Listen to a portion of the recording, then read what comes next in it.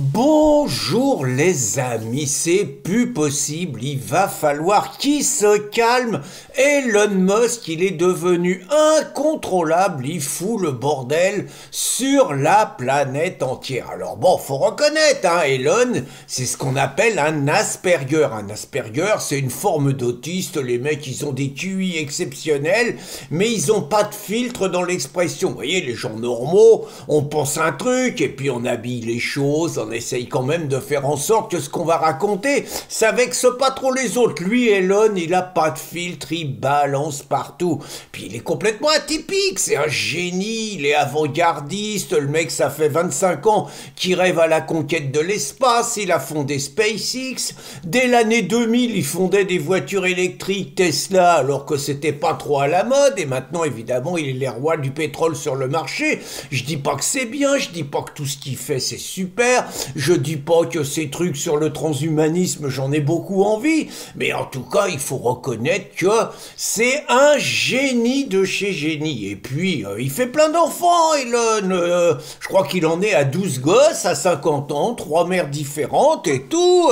Il dit que la baisse de la natalité, c'est une des catastrophes planétaires, et donc, il lutte contre le grand remplacement.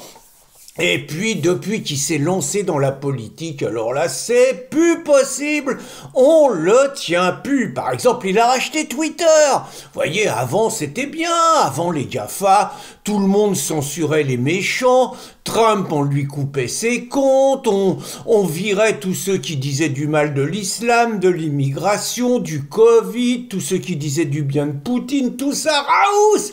Avec Elon, sur Twitter, on fait ce qu'on veut. Je veux dire, ça gueule. Thierry Breton, le commissaire européen qui a été viré par von der Leyen avec l'appui de Macron, donc il avait tenu tête, il avait menacé de couper Twitter. Et Elon, il l'avait envoyé balader, il l'avait insulté, il l'avait humilié.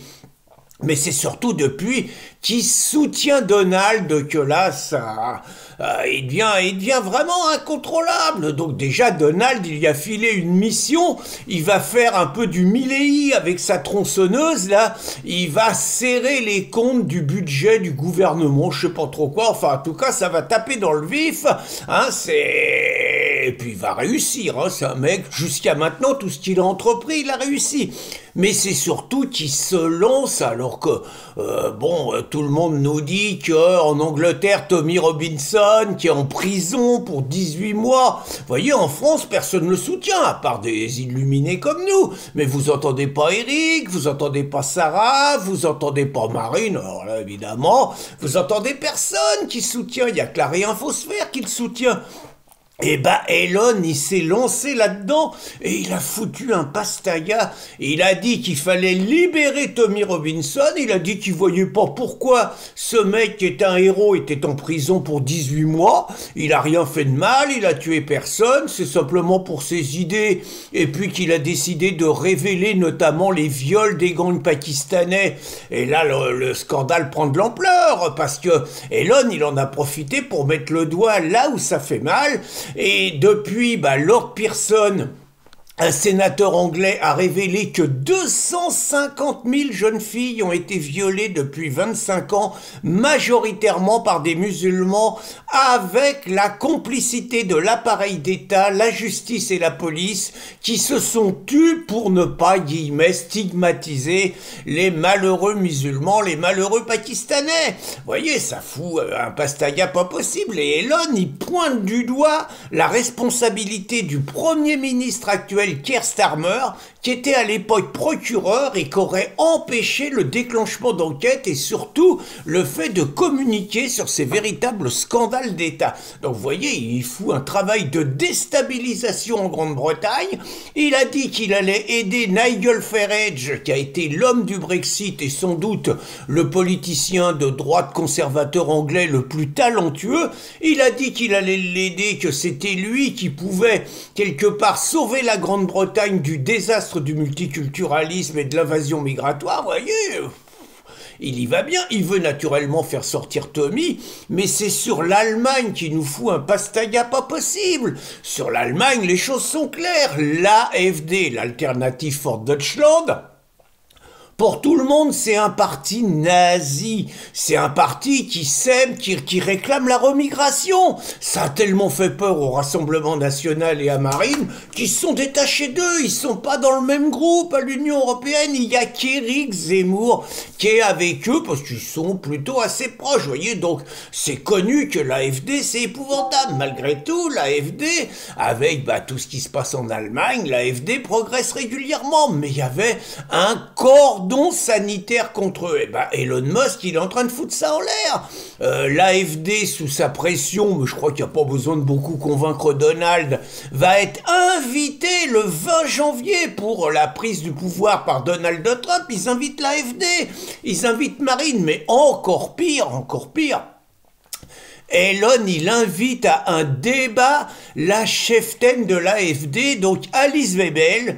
Il l'invite le 9 janvier à un grand débat qui va avoir beaucoup de retombées médiatiques, vu qu'Elon, il a quand même une certaine audience vis-à-vis des jeunes, et donc il sort un tout petit peu l'AfD de l'ornière de la diabolisation. Et d'ailleurs, les mondialistes et tous les teutons s'y trompent pas.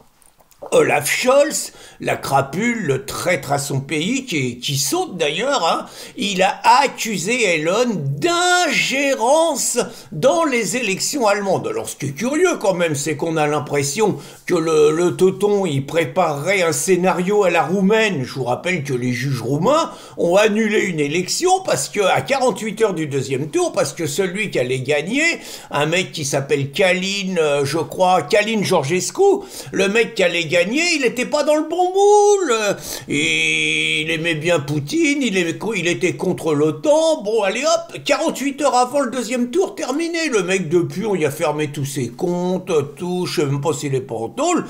Olaf, on a l'impression qu'il prépare le même scénario. Vous voyez, supposons que l'AfD arrive en tête et que l'AfD soit en mesure de gouverner, ça serait un séisme. Entre nous, j'y crois pas trop. Mais supposons, c'est clair qu'on sent que derrière Van der Leyen, Olaf Scholz et tout, on annulerait les élections et on dirait qu'il y a eu une ingérence étrangère, exactement comme ils ont fait en Roumanie, où ils ont accusé TikTok, je crois. Ils ont accusé TikTok d'ingérence étrangère. Voilà, donc ils préparent ça et Olaf, donc il fout Elon, il est en train de foutre un passe vraiment partout. Et donc ce mec, je le dis très franchement, ce mec est un génie, pas seulement au niveau visionnaire, c'est un génie au niveau de la défense de la liberté d'expression, mais c'est aussi un génie en termes de communication, et c'est aussi un génie réellement en termes de dédiabolisation et de déstabilisation de l'ennemi. La preuve d'ailleurs, il est tellement bon,